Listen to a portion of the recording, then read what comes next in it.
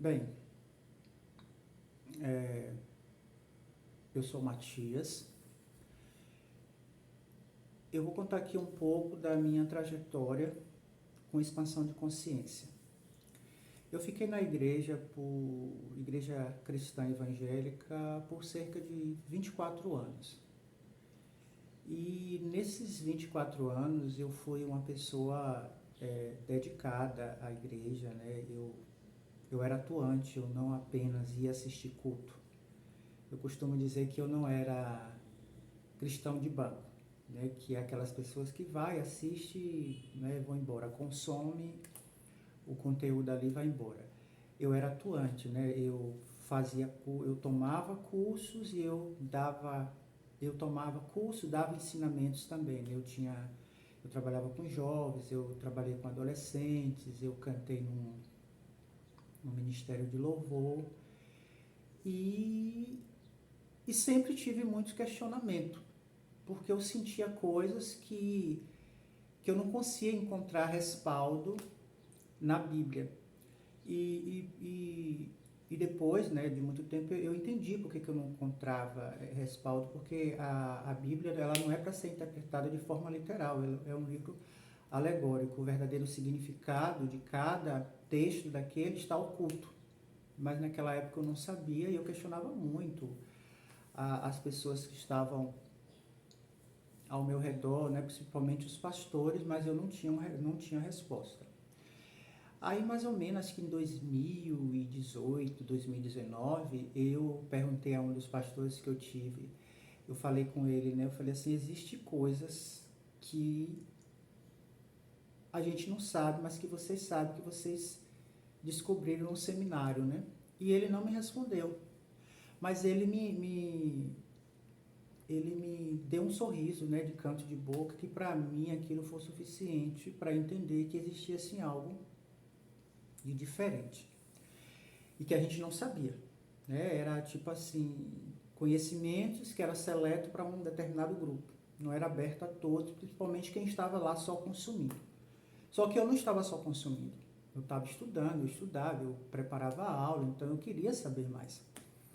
E muita coisa não era muito clara, né? Primeiro que eu não conseguia entender por que Deus escolheu umas pessoas para sofrer e outras para não sofrer, né? Tipo, você vai para o céu, você vai para o inferno, era meio que isso, né? Essa dúvida ficava. E eu sempre tive muita vontade de crescer financeiramente falando e eu não conseguia.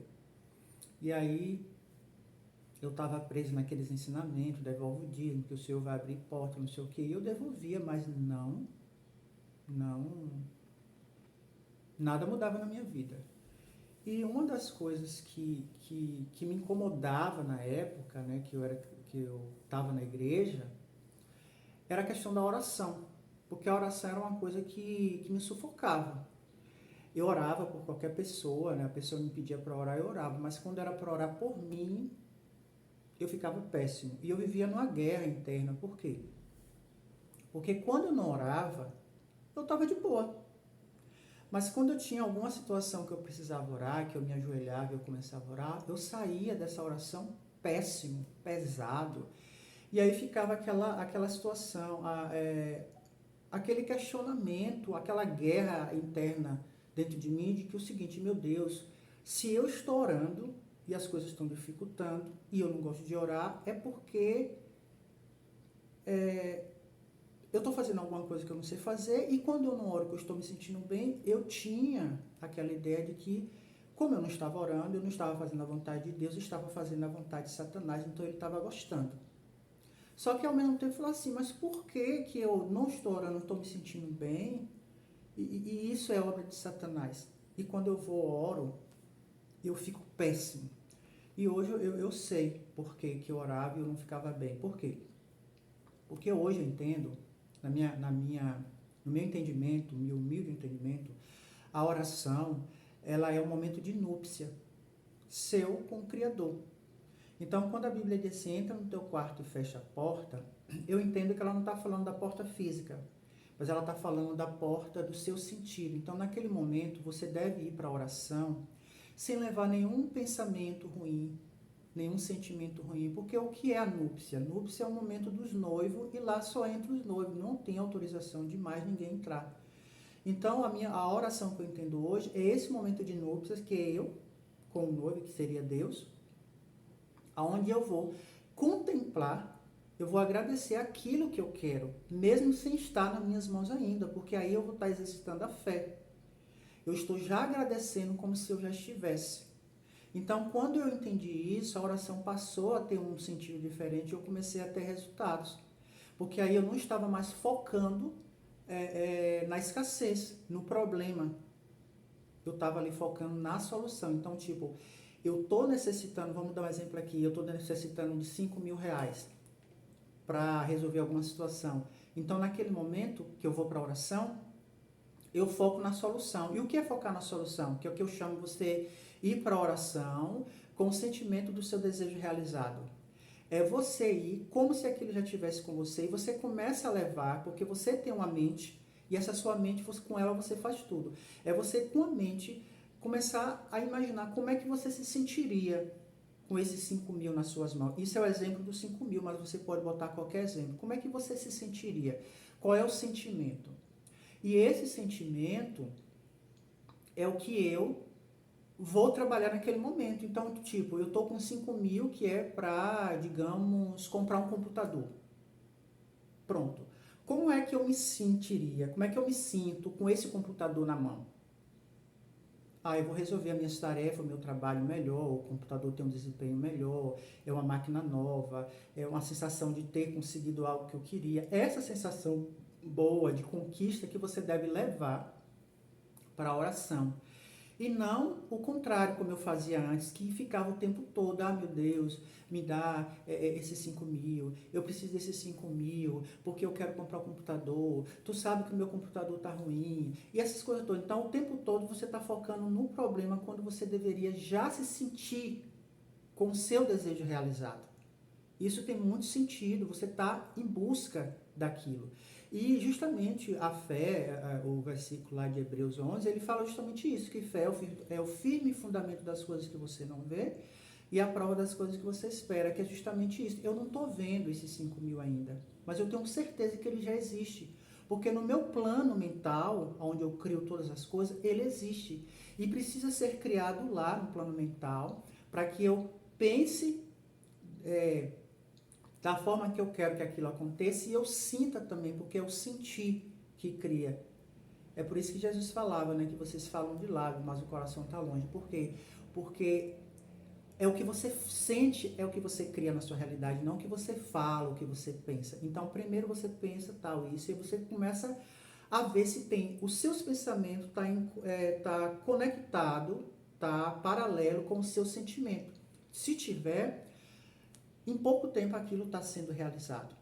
E eu consegui muitas coisas assim, né, de imaginar que eu consegui, que eu estou, que eu já tenho aquilo. Então aquilo tipo não é uma fantasia, é uma fantasia porque você está na mente, você fantasia aquilo, mas é uma fantasia que eu tenho certeza que vai se realizar. Porque é isso, eu não preciso ver para crer, eu preciso crer para ver, é o contrário. E quando eu fazia a oração antiga, era como se eu quisesse já ver primeiro, para depois eu crer. E não é assim. Não é assim. E eu não sei por que motivo, eu não sei se eu entendi errado, mas eu praticava isso. Eu não sei se outras pessoas da igreja oram assim, mas eu acredito que sim, porque eu vejo muitas pessoas sem muito resultado nas orações. E foi isso que fez dar o boom na minha vida. Então, eu comecei o meu processo de expansão de consciência em 2019. Eu estava já nessa busca e a igreja não fazia mais sentido para mim, porque eu não tinha respostas. E eu queria ir embora da igreja, eu queria sair da igreja, mas sair da igreja na cidade que eu morava, para mim seria um pouco complicado, porque eu ainda estava naquela crença de querer dar satisfação ao outro. Então, como eu era muito atuante na igreja, se eu saísse da igreja, não fosse mais para a igreja, deixasse de ir um domingo, 2, 3, as pessoas vinham atrás de mim procurar saber o que era. Porque eu não era simplesmente uma pessoa que ia lá assistir um culto e saía. Eu estava atuando lá, eu trabalhava dentro da igreja. Então, eu pensei, pronto, se eu me afastar agora, as pessoas vão vir atrás de mim e eu não vou ter esse tempo que eu preciso de saber quem eu sou, de onde eu vim, para onde eu vou, qual é a minha função aqui. E outra coisa, você não precisa, é uma coisa que eu entendi, eu preciso saber qual é a minha função, o que é que eu estou fazendo aqui e fazer. Não somente saber, eu vim para aqui para isso. Tá, beleza, você já sabe. Mas você está fazendo isso? Então, em 2009, em 2019, eu saí da minha cidade, fui para uma outra cidade para tentar descobrir essas coisas. E chegando nessa outra cidade, as coisas foram muito difíceis para mim. Muito difícil, porque eu saí de um emprego aqui que já não era lá essas coisas, eu ganhava um salário mínimo. O salário mínimo não dá para resolver as nossas demandas, é pouco demais, né? E eu fui para outra cidade para ganhar metade do salário, fui para casa de uns amigos que me acolheram lá, e depois de um mês as coisas começaram a ficar bem complicadas. E foi complicado, eu passei por 2 empregos nesse finalzinho, porque eu fui em outubro, né, de 2019, então até dezembro eu passei por 2 empregos e foram difíceis esses empregos, foram muito difíceis. Foi tipo assim, eu ia chorando pro emprego, eu chorava na hora do almoço, porque eu estava fazendo algo que não era o que eu tinha me preparado, e eu sempre estudei, eu tinha uma bagagem e eu estava fazendo um trabalho que eu não me identificava. Não é que o trabalho seja ruim, não era para mim, só isso. Não é para você, você não estudou para aquilo, você não tem habilidade para aquilo. E eu me machuquei bastante, e foram difíceis. E aí terminou 2000, terminou 2019 e começou 2020. Aí eu comecei a fazer um processo seletivo no final de janeiro, numa empresa que estava abrindo nessa cidade, tá? Fiquei todo empolgado, comecei a fazer o treinamento, fui selecionado. E aí de novo me deparei com uma equipe muito ruim, uma equipe de pessoas de energia muito baixa, de pessoas falsas, pessoas que roubavam. A gente trabalhava com vendas, né? Era um curso que a gente vendia cursos, era uma empresa que vendia cursos e eu tinha um colega de trabalho que roubava os meus clientes. Eu não era da cidade, ele era, então ele conhecia a maioria das pessoas e eu contactava as pessoas por telefone, agendava e quando a pessoa chegava lá eu não estava. E ele pegava a pessoa e cadastrava como se fosse dele, mesmo já estando cadastrado no meu sistema.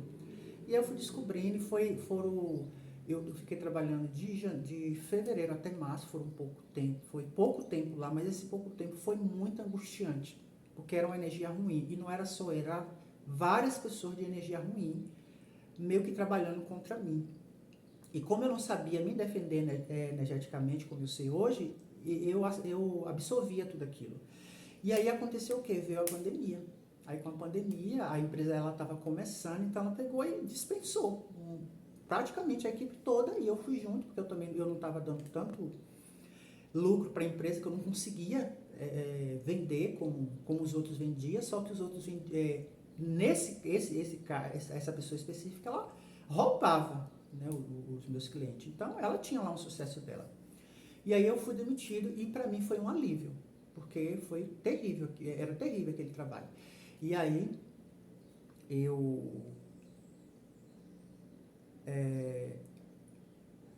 chegou a pandemia, fiquei desempregado, aí mesmo assim eu fiquei ainda na cidade tentando ver se eu conseguia conseguir um emprego, mas como é que eu ia conseguir emprego? Eu não era da cidade, eu não tinha uma relação eu não tinha um grupo de pessoas, um network, né, que pudesse me amparar naquele momento. A cidade tudo fechado, foi naquele boom meio, fechar tudo, não tem nada, ninguém empregava ninguém, estava demitindo. E aí eu fiquei ainda de março até agosto, lá tentando, e aí aluguel atrasando, e chegou um mês que eu não tinha o que comer. E aí, um amigo meu, ele falou o seguinte: olha, você sabe cozinhar, eu vou comprar comida, tu cozinha para nós dois. Tá. Aí ele comprou, a gente fez as feiras, tá, eu comecei a cozinhar e dividi ali, né? O meu trabalho era cozinhar e ele comprava comida. Só que isso só foi um mês, depois acabou tudo. E aí a minha situação ficou bem complicada. E eu vou fazer agora, eu vou fazer um outro vídeo para contar como é que foi, como foi que eu consegui resolver isso. No próximo vídeo eu vou estar falando das necessidades que eu tive, da dificuldade que eu tive e como foi que eu agi. Então é isso aí. Eu gostaria que vocês continuassem assistindo, porque houve uma mudança na minha vida. Deu um boom na minha vida. Teve todos os processos de dificuldade, mas também teve a evolução. Porque nos momentos mais difíceis, nós, seres humanos, a gente consegue encontrar forças que existem dentro da gente, mas que a gente desconhece. Então, às vezes é preciso a gente ir lá no fundo do poço e aprender que no fundo do poço você precisa se movimentar para sair.